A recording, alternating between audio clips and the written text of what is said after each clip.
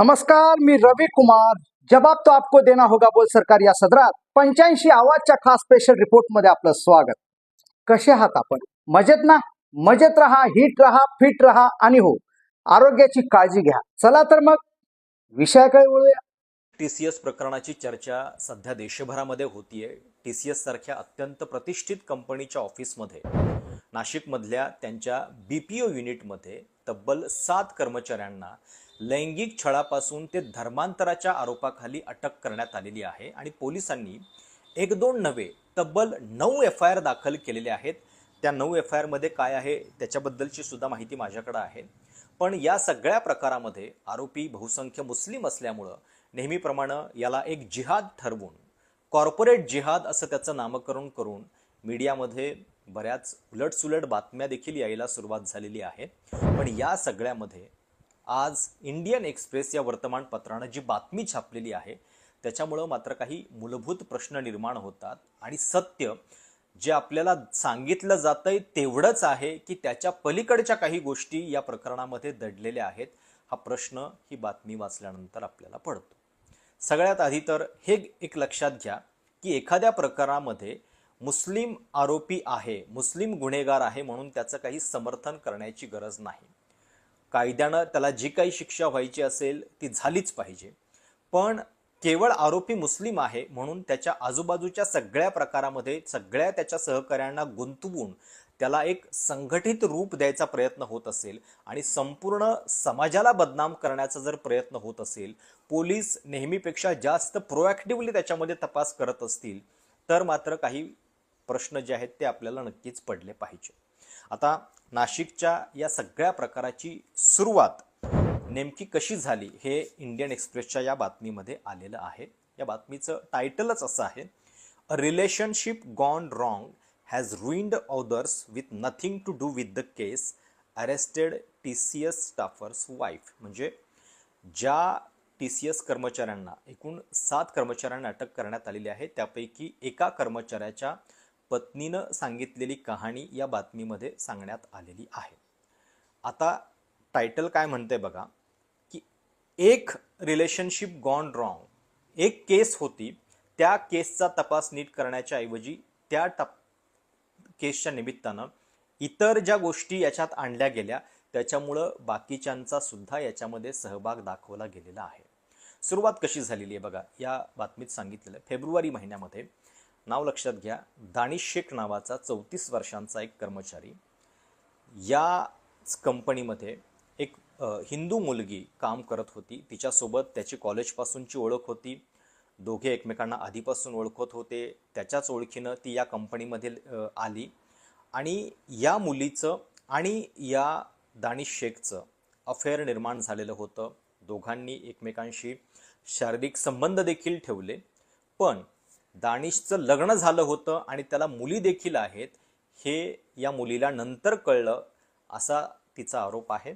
आणि या सगळ्या प्रकारामध्ये जेव्हा तिच्या घरच्यांना कळाली ही गोष्ट, दानिशच्या प्रेमापोटी ती बऱ्याच गोष्टी करायला लागलेली आहे, ती उपवास ठेवते आहे, ती धर्म बदलल्याप्रमाणे वर्तन करते असा आरोप तिच्या आई वडिलांनी केलेला आहे.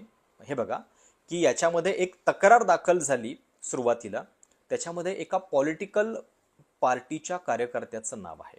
तो कार्यकर्ता कुठल्या पार्टीचा आहे हे पोलिसांनी सांगितलेलं नाहीये असं इंडियन एक्सप्रेसच्या बातमीत म्हटलेलं आहे. पण तुम्हाला अंदाज आला असेल की तो कार्यकर्ता कुठल्या पार्टीचा असू शकतो. आता घरचे असं म्हणतायत की आमच्या मुलीचं धर्मांतरण झालेलं आहे जबरदस्तीनं आणि ती अशा पद्धतीनं वर्तन करते आहे. त्याच्यासोबत एका पॉलिटिकल कार्यकर्त्याकडे ते अप्रोच होतात. पॉलिटिकल कार्यकर्ता पोलिसांच्याकडे जातो आणि त्याच्यानंतर पोलीस या सगळ्या प्रकारामध्ये एक अंडर कव्हर ऑपरेशन राबवायचं ठरवतात. 1-2 नव्हे तब्बल 8 पोलीस कर्मचारी, महिला पोलीस कर्मचारी हे तिथं कॉन्ट्रॅक्ट स्टाफ बनून जातात. तिथं सगळी देखरेख करतात 2-3 आठवडे आणि त्याच्यानंतर या सगळ्या प्रकारामध्ये गुन्हे दाखल करण्यात आलेले आहेत. म्हणजे पोलिसांनी अंडर कव्हर ऑपरेशन राबवावं इतकं त्यांना हे सगळं प्रकरण गंभीर वाटलं. आठवून बघा याच्या आधी कुठल्या प्रकारामध्ये, कुठल्या महत्त्वाच्या जनतेच्या दृष्टीने केसमध्ये पोलिसांनी अशा पद्धतीचं अंडर कव्हर ऑपरेशन राबवलेलं आहे. आता या सगळ्यामध्ये ही जी बातमी आहे इंडियन एक्सप्रेसची, त्याच्यात काय म्हटलेलं आहे की म्हणजे दानिश शेख आणि त्या मुलीच्या मध्ये जे घडलं त्याच्यामध्ये लैंगिक छळ झाला, तिच्यावरती अत्याचार झाला असेल, तिचं सेक्शुअल हॅरेसमेंट झालं. दानिश सोबतच अजून एक त्याचा मित्र तौफिक याचं सुद्धा FIR मध्ये नाव आहे. तौफिकनं काय केलं, जेव्हा त्याला कळालं की दानिशचं आणि या मुलीचं प्रेमसंबंध आहेत, त्याच्यानंतर तो त्या मुलीच्या घरी गेला, मुलीला भेटला आणि मुलीला या प्रकरणाची माहिती दानिश सोबतच्या मला आहे, मी तुझ्या घरच्यांना सांगेन असं म्हणून त्यानं सुद्धा त्या मुलीच्यावरती जबरदस्ती केली. आता हे अशा पद्धतीचं लैंगिक छळाचं प्रकरण असेल तर त्याला कायद्यानं शिक्षा जी आहे ती व्हायलाच पाहिजे, त्याला कोणीही पाठी घालू शकत नाही. पण एक गोष्ट लक्षात घ्या की अशा पद्धतीचा लैंगिक अत्याचार हा केवळ एका धर्माचा व्यक्ती करत नाही किंवा धर्म सांगतोय म्हणून कोणी करत नाही. तो हिंदू करू शकतो, तो मुस्लिम करू शकतो, तो अन्य कुठल्या धर्माचा व्यक्ती सुद्धा करू शकतो. पण या सगळ्या प्रकारानंतर पुढे जो तपास झालेला आहे, म्हणजे तौफिक आणि दानिश यांच्यामधल्या संभाषणातून पोलिसांनी अशा काही गोष्टी नंतर शोधायला सुरुवात केली की ज्याच्यातून जणू काही हे सगळं एका मोठ्या षडयंत्राचा भाग होतं. हिंदू मुलींना ठरवून फसवण्यासाठी हे सगळं कृत्य केलं जात होतं. त्या दृष्टीनं याच्यामध्ये गोष्टी ज्या आहेत त्या शोधण्यात आलेल्या आहेत.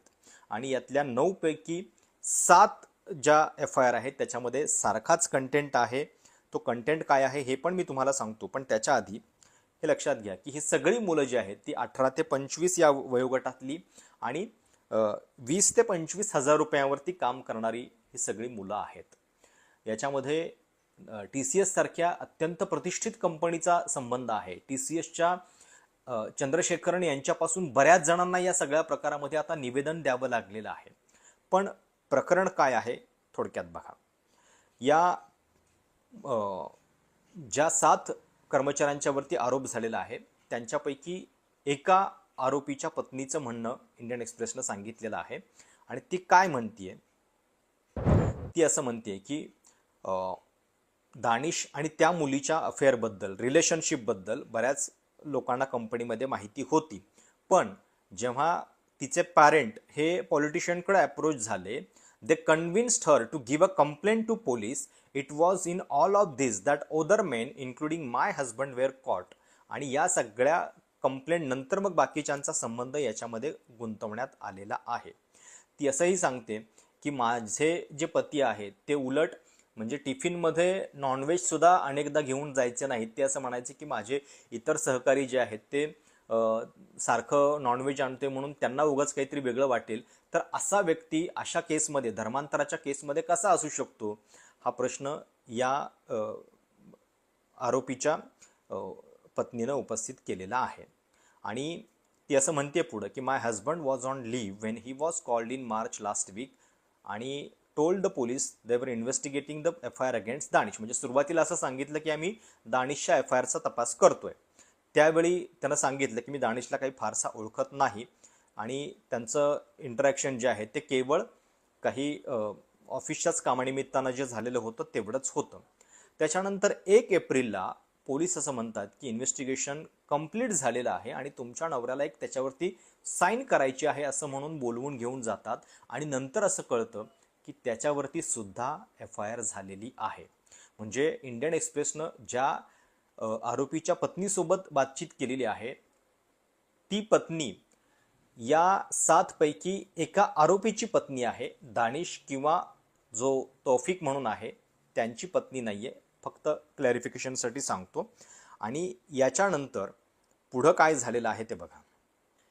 147 कर्मचारी असलेली ही BPO युनिट आहे आणि या BPO युनिटमध्ये अशा पद्धतीनं सामूहिक पद्धतीनं धर्मांतर होत होतं असा आरोप पोलिसांनी याच्यामध्ये केलेला आहे. पोलिसांचं म्हणणं काय आहे, we got some of our constables hired there as housekeeping staff to keep an eye on what was happening. After 2 weeks of our people, both men and women working there, we felt their people had revealed enough to take action.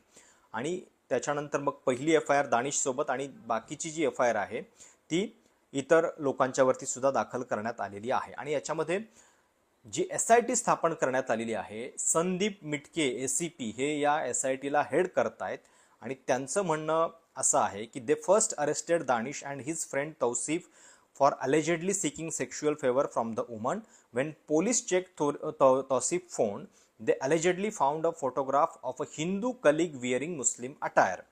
It was the questioning of this man that led to the second FIR and the names of more accused being added. अशा पद्धतीनं या सगळ्या प्रकाराची chain जी आहे ती आता लागत गेली. आता या सगळ्या प्रकारामध्ये जे वकील आहेत आरोपींचे बाबा सय्यद त्यांचं म्हणणं काय आहे ते असं म्हणतात की या सगळ्या प्रकारामध्ये केवळ आणि केवळ म्हणजे हे सगळे फिल्मी आरोप आहेत. म्हणजे अगदी ईदच्या वेळी जे नॉन मुस्लिम फ्रेंड असतात आमचे ते सुद्धा घरी येताना शेरवानीमध्ये परिधान करून घरी येतात, शेरवानी परिधान करून. याचा असा अर्थ असं होत नाही की आम्ही त्यांना फोर्स केलेला आहे म्हणून. त्यामुळं काही गोष्टींचा म्हणजे ऑफिसमध्ये आहेत तर धर्माबद्दल कधी चर्चा होऊ शकते, कधीतरी एखादी कमेंट त्याच्याबद्दल होऊ शकते, पण या सगळ्यातून खरोखर धर्मांतराचाच प्रयत्न आहे आणि हे सगळं ऑर्गनाइज्ड पद्धतीनं केलं जात होतं, कोणाच्या तरी आदेशावरनं केलं जात होतं का, असं म्हणणं मात्र हे जास्त आहे असं त्यांच्या वकिलांचं म्हणणं आहे.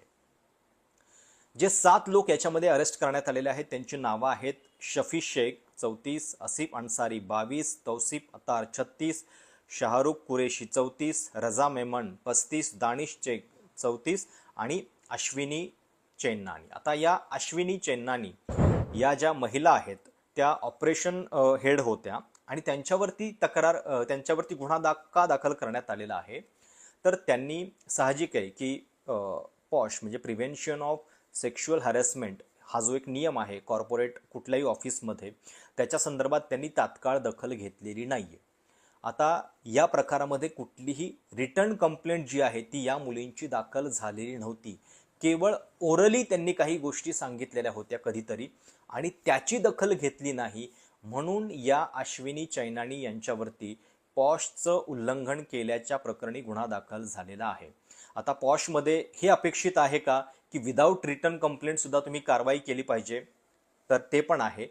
पण उलट्या बाजूनं बघा की या प्रकारामध्ये जर नमाज पढायला सांगितलं जात होतं, उपवास धरायला सांगितलं जात होतं, रोजे पकडायला सांगितलं जात होतं, तर या सगळ्याबद्दलची तक्रार त्यावेळी तातडीनं सुद्धा या मुली करू शकल्या असत्या, पण त्या पुढं नेमक्या त्यावेळी का नाहीत आल्या हा सुद्धा प्रश्न याच्यातला महत्त्वाचा आहे. आणि जर तुम्ही सिक्वेन्स ऑफ इव्हेंट बघितला त्या मुलीच्या घरचे जेव्हा त्यांना असं कळतं की आपली मुलगी या मुलाच्या प्रेमात आहे ज्याचं ऑलरेडी लग्न झालेलं आहे, ते एका पॉलिटिशियनकडं कार्यकर्त्याकडे जातात, तो कार्यकर्ता पोलिसांना भेटतो, त्याच्यानंतर मग असं अंडरकव्हर ऑपरेशन तयार होतं आणि त्याच्यातनं हे गुन्हे जे आहेत ते दाखल झालेले आहेत. आता जे 9 गुन्हे दाखल झालेले आहेत त्या 9 FIR मध्ये नेमकं काय म्हटलेलं आहे तर ते मी तुम्हाला थोडक्यात वाचून दाखवतो. पहिला गुन्हा जो आहे तो देवळाली कॅम्प पोलीस ठाणे इथं त्याच्यामध्ये असं म्हटलेलं आहे की TCS कंपनी नाशिकमध्ये काम करणारा आरोपी दानिश शेख, तौसिफ अत्तार, निदा खान ही HR आहे कंपनीमध्ये काम करणारी, यांनी फिर्यादी महिलेच्या सोबत वेळोवेळी हिंदू धर्मातील देवतांच्या बद्दल आक्षेपार्ह बाबी सांगून फिर्यादीच्या धार्मिक भावना दुखावल्या.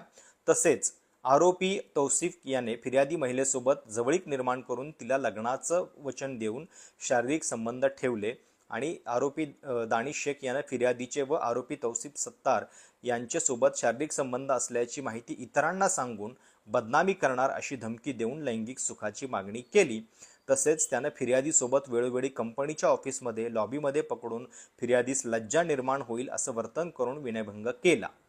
आता दुसऱ्या गुन्ह्यामध्ये काय म्हटलेलं आहे, TCS कंपनीमध्ये काम करणारे रजा मेमन याने फिर्यादीसोबत सलगी करण्याच्या उद्देशानं जाणीवपूर्वक फिर्यादीस मनास लज्जा वाटेल अशा पद्धतीनं ऑफिसमध्ये काम करत असताना फिर्यादीकडे रोखून पाहणे, स्पर्श करणे तसेच फिर्यादीच्या वैयक्तिक वैवाहिक आयुष्याबद्दल लज्जास्पद होईल असं बोलत राहिला.